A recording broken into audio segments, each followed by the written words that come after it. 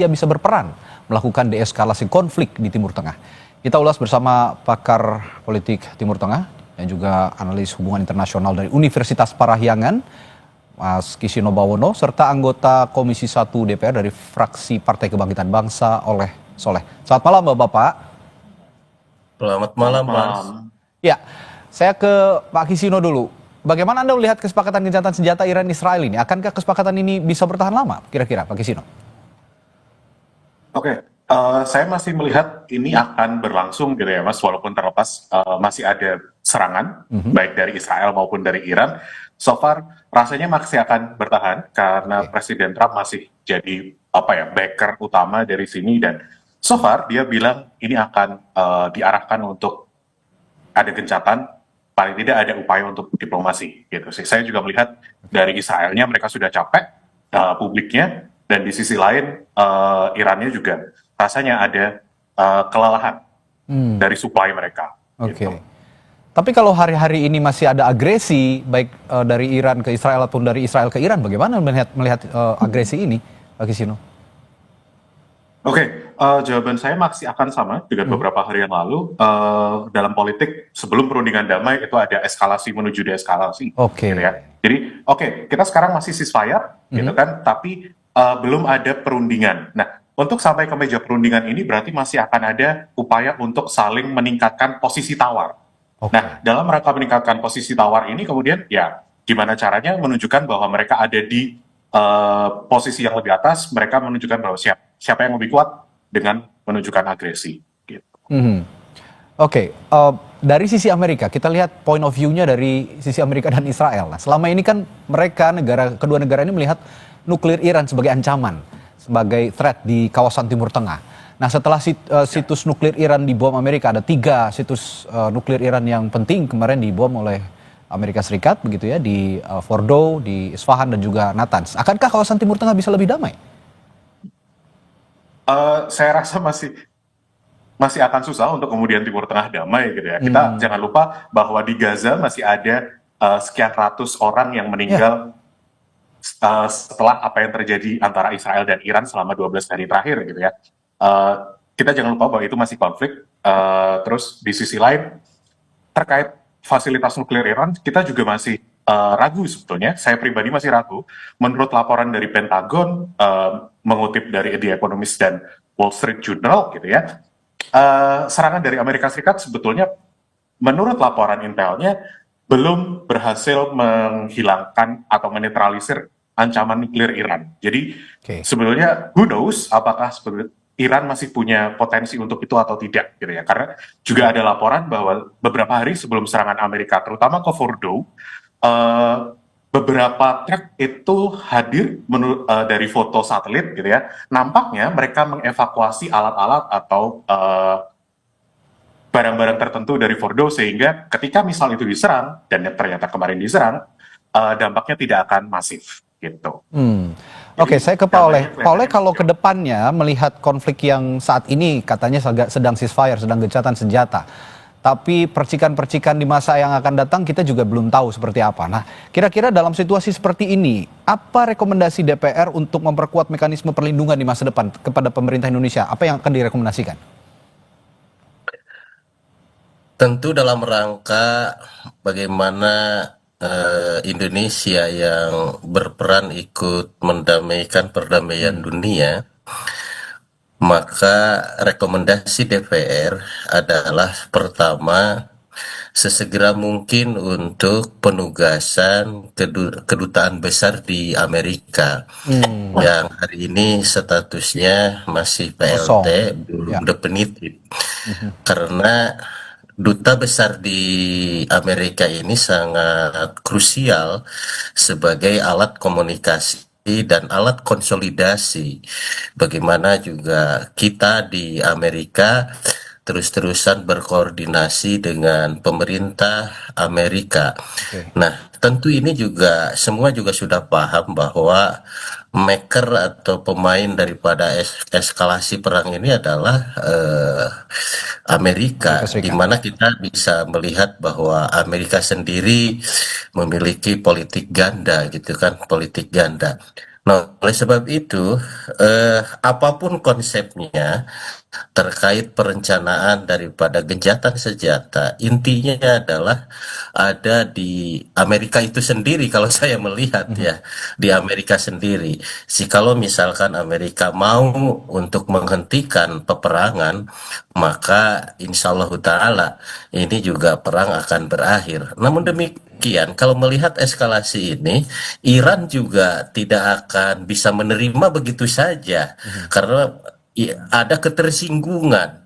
Kalau bahasa kita tentu harga diri negara dipertaruhkan ketika Israel ini tiba-tiba menyerang tanpa salah, apalagi yang dituduhkannya adalah soal nuklir ya, di mana Iran sendiri kan sudah kooperatif bersama IAEA. Itu kemarin juga dia sudah melakukan observasi, melakukan di Iran sendiri, kan hasilnya kan negatif.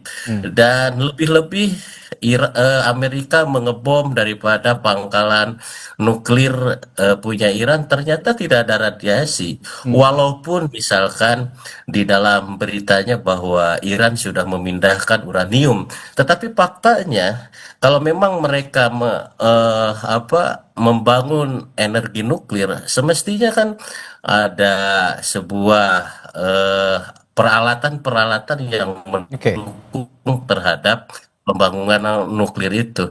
Nah, saya secara pribadi, tuduhan bahwa Iran memiliki nuklir ini adalah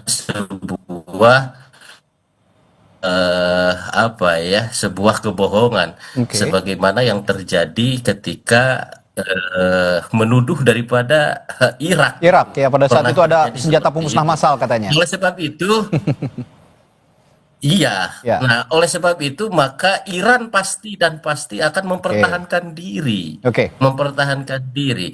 Jikalau misalkan dia ingin melakukan gencatan senjata, pasti Iran akan melakukan prasyarat. Salah satunya, hentikanlah tuduhan kepada Iran Oke. untuk menuduh bahwa Iran ini Iya. tidak kooperatif dengan PBB dalam Baik. rangka soal energi nuklir. Yang kedua, saya juga punya prasangka bahwa Iran mempersyaratkan, jikalau misalkan ingin gencatan senjata, hentikan juga gencatan senjata Israel terhadap Palestina, terhadap Oke. Gaza. Iya. Nah, ini juga politik gandanya Amerika juga tidak adil kalau kita melihat bahwasanya satu sisi kepada Iran pingin gencatan senjata, tetapi tidak menghentikan Israel Oke. genosida terhadap Gaza. Gaza, baik. Oleh sebab itu tentu eskalasi ini pasti panjang kalau menurut amatan saya. Maka oleh sebab itu tentu sekali lagi ini menjadi alarm bagi Indonesia. Baik, Pak Oleh. Tentunya melihat eskalasi ini efek dominan Ya. perang daripada Irak dan Iran ini. Oke, Pak Oleh, saya tertarik juga tadi Anda mengatakan bahwa ini pengaruh kekosongan Duta Besar Republik Indonesia yang berada di Amerika Serikat sedikit banyak berpengaruh terhadap upaya Indonesia mengedepankan deeskalasi konflik di Timur Tengah. Nah, berdasarkan pembicaraan ataupun dialog bersama pemerintah, bersama eksekutif, tentu saja Komisi 1 sering bersinggungan dengan pemerintah begitu. Apa yang menjadi dasar pemerintah Indonesia belum mengisi keberadaan Duta Besar kita di Amerika Serikat? Ada alasan tertentu yang bisa diungkap? Ya tentu pertanyaan yang sama barangkali kami juga lontarkan seperti itu. Kenapa? Jadi belum ada komunikasi seperti itu, soal itu ya? Tahun lamanya. Tetapi kami melihat bahwa pemerintah sedang mencari siapa orang yang kredibel, Oke. yang memiliki kapabilitas, karena memang kedutaan RI di Amerika ini perlu orang-orang yang betul-betul Oke. bukan saja memiliki pengalaman yang kuat, tetapi juga bisa diterima di Amerika itu sendiri. Baik, saya kembali ke Pak Kisino. Pak Kisino, tadi Pak Oleh mengatakan kekosongan Duta Besar kita di Amerika Serikat ini sedikit banyak berpengaruh terhadap upaya deeskalasi konflik di Timur Tengah dari Indonesia sendiri. Menurut Anda seberapa signifikan? Signifikansinya seberapa besar keberadaan Duta Besar kita di Amerika Serikat? Gini, mungkin saya kesannya agak skeptis gitu ya dengan posisi Indonesia. Eh, Terlepas dari kedutaan Indonesia di Amerika sudah diisi atau belum gitu ya, eh, saya dan beberapa teman pengamat HI itu sebetulnya mungkin borderline skeptis melihat posisi Indonesia untuk pengaruhnya terhadap perdamaian di Timur Tengah gitu ya, terutama dalam kasus Israel dan Iran. Oke. Kalau kemudian Indonesia memposisikan diri sebagai orang yang ingin membantu proses perdamaian di sana gitu ya, misalkan menjadi mediator, pertanyaan terbesar kemudian adalah apakah kita dipercaya oleh Israel ataupun Iran untuk menjadi mediator? Oke. Kan mereka berdua sudah punya traditional mediator yang rutin menjadi penengah di antara konflik mereka berdua gitu ya. Dan so far saya merasa bahwa ya dari sisi Indonesia akan agak jauh untuk mempengaruhi konflik ini gitu ya. Indonesia tidak cukup punya pengaruh untuk dua hal ini gitu ya, antara Israel dan Iran. Oke. Nah, Pak Kisino, tapi sedikitnya kontribusi apa sebenarnya yang bisa kita berikan? Apa Indonesia bisa berikan terhadap upaya deeskalasi di Timur Tengah, terutama untuk konflik Israel dan Iran kali ini? Oke.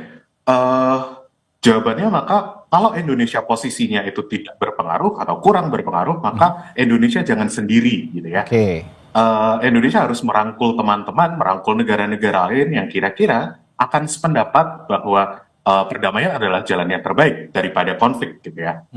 Misalkan Indonesia memanfaatkan forum-forum internasional yang Seperti dimana OKI misalnya. Indonesia punya keanggotaan, misalnya salah satunya misalkan di OKI atau di PBB. Jadi Indonesia tidak boleh sendiri, karena kalau suara Indonesia sebagai satu negara individu gitu ya, kemungkinan besar tidak akan didengar. Indonesia harus punya teman-teman suara lain yang membesarkan suara bersama sehingga itu lebih bisa didengar. Oke, tadi juga Pak Oleh sudah menyinggung sedikit soal Palestina. Nah, dengan adanya gencatan senjata antar Iran dan Israel, bagaimana nasib Palestina kira-kira? Oke, sorry, ini ke saya juga. Ya, betul Pak Kisino. Oke, Palestina gimana? Menurut laporan dari Haaretz, itu koran lokal di Israel gitu ya, nama wartawannya kemudian yang saya kutip di sini adalah Ravid Trek. Dia melaporkan bahwa salah satu aide atau official terdekat dari Prime Minister Netanyahu ini punya rencana ke depan terkait Gaza akan seperti apa. Ya. Ya. Kalau ini dipercaya, koran lokal ini dipercaya, maka kemudian arahan dari Prime Minister Netanyahu itu adalah satu, Gaza kemungkinan akan diselesaikan, entah bagaimana caranya, negosiasi damai atau ceasefire, karena yang jelas pemerintahan Netanyahu masih harus memulangkan sekitar 50 orang, dengan 20 orang dari 50 itu yang menjadi tawanan mungkin masih hidup, 30 lainnya mungkin sudah meninggal gitu ya. Itu hutang dia ke publik domestiknya. Terus di sisi lain, katanya beliau juga berencana untuk melakukan normalisasi dengan beberapa negara. Oke. Salah satu yang kemudian dituliskan oleh Haaretz adalah Saudi Arabia. Nah, Saudi Arabia sebagai salah satu syarat untuk normalisasi menurut Prince Mohammed bin Salman juga mereka menyatakan bahwa Gaza dan Palestina gimana? Ini menjadi prasyarat kalau mau normalisasi dengan Israel, gitu. Baik. Dan di sisi lain, rencana kedepannya juga nampaknya akan menyesuaikan dengan koalisi dia, bahwa akan ada rencana untuk resettlement. Jadi Israel akan hadir di Gaza, kemudian membangun pemukiman seperti sebelum tahun 2005. Oke. Saya kembali ke Pak Oleh dan kembali juga soal konflik Iran-Israel ini. Pak Oleh, kalau tadi sempat disinggung bahwa kita harus, kalau kata Pak Kisino, kita tidak boleh sendiri, harus juga dengan negara-negara lain dalam forum-forum internasional. Salah satunya mungkin juga di PBB atau OKI tadi sempat disinggung juga. Tapi kalau dari konteks parlemen, Anda sebagai anggota Komisi 1 DPR dalam mendorong pemerintah untuk mengambil langkah proaktif dalam diplomasi deeskalasi ini, misalnya melalui dialog antar parlemen atau dukungan di forum-forum internasional, bagaimana Pak Oleh? Saya sependapat ya bahwa memang posisi Indonesia ini daya tawarnya sangat kurang ya, terutama dengan Israel ya, di mana Indonesia yang selalu tidak sepakat dengan genosidanya Israel, dan bukan hanya kita juga tidak dianggap oleh Israel. PBB sendiri kan oleh Israel tidak dianggap sebenarnya. Di mana Sekjen PBB sudah mengeluarkan surat penangkapan Netanyahu, sampai saat ini juga tidak ada yang dilaksanakan. Oke. Sesungguhnya bukan hanya Indonesia saja yang tidak dianggap sebenarnya oleh Israel. PBB sendiri kan sudah tidak dianggap kan, Ya. seperti itu. Oke. Nah, namun demikian ya tentu seluruh elemen dunia ya harus bersatu, sepakat bahwasanya kalau misalkan kita harus punya teman, dalam hal lain kita harus berkoalisi, barangkali Ya. berkoalisi dengan negara lain. Nah, amatan saya, analisa saya, kita harus menggandeng dengan Cina. Oke. Kalau kemarin kita datang ke Rusia sebagai menunjukkan bahwa kepada dunia Indonesia ini non-blok gitu kan. Ketika ada undangan G7, Pak Prabowo dengan kecerdikannya malah hadir di Rusia. Oke. Itu sebagai message kepada dunia bahwa Indonesia ini negara non-blok. Oke. Nah, kenapa saya rekomendasikan dengan Cina? Karena Cina ini memiliki perdagangan yang cukup masif dan cukup luas.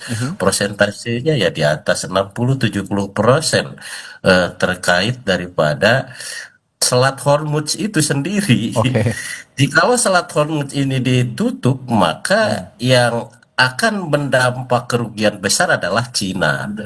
Nah, mudah-mudahan ini juga Pak Prabowo juga, kita nggak tahu di belakang layar barangkali sudah melakukan sebuah strategi komunikasi bagaimana eh, merencanakan deeskalasi ini. Oke. Nah, kalau misalkan Rusia kan sudah jelas, tetapi kita juga nggak tahu di belakangnya. Oke. Akan Baik. tetapi semua negara juga akan sangat terganggu karena memang Ya. ini multi efek perang Baik, daripada Iran dengan Israel ini terkait itulah energi, dalam hal ini Ya. adalah Oke. minyak. Saya Oke. rasa ekonomi akan kacau balau jikalau peperangan Israel-Iran ini terus menerus. Saya Oke. rasa di belakang layar saya yakin ini mereka juga sudah berdiskusi mencari formulasi terbaik. Baik, Pak Oleh. Pak Oleh, terakhir singkat saja, hari-hari ini juga kita sedang berupaya memulangkan warga negara kita di Iran gitu ya, melalui berbagai kanal, berbagai cara. Dan hari ini di gelombang pertama, hari-hari ini ada 97 WNI yang diupayakan oleh Kementerian Luar Negeri juga untuk bisa dipulangkan ke Indonesia. Sedikit saja evaluasi untuk pemerintah Indonesia menangani krisis, terutama untuk evakuasi WNI dan perlindungan WNI dalam konflik Iran-Israel ini. Bagaimana sejauh ini menurut Anda? Tentu ya DPR mengapresiasi ya kepada Pak Presiden melalui Kementerian Luar Negeri yang hari ini sudah mulai ada pemulangan yang sudah tiba di Indonesia. Namun demikian, ini informasinya bahwasanya banyak warga negara Indonesia yang di Iran yang tidak mau pulang. Mereka menganggap seolah-olah aman gitu kan. Padahal kita ini perang ini belum, timelinenya juga Ya. sampai kapan. Nah, oleh sebab itu mungkin rekomendasinya adalah meminta secara paksa seluruh warga negara Indonesia di Iran Oke. untuk segera bisa dievakuasi pulang ke Indonesia. Begitu juga yang ada di sekelilingnya di Qatar hari Ya, ini udah mulai memanas juga, harus segera dipersiapkan pemulangannya. Jangan sampai Baik. nanti ada kejadian terbunuh atau meninggal atau yang lain, kita lebih sulit lagi. Baik. Mumpung hari ini masih katakanlah masih dianggap aman, ya konsolidasi ataupun mob the mob pemulangannya lebih Baik. mudah. Baik, Pak Oleh. Ketimbang nanti peperangannya sudah sangat instan. Baik. Nah itu. Baik, terima kasih Pak Oleh sudah berbagi pandangan di Sama-sama. Sapa Indonesia Malam, dan juga Pak Akisino Bawono sama-sama juga sudah berbagi pandangan menariknya di Sapa Indonesia Malam. Sampai jumpa kembali, selamat malam Pak.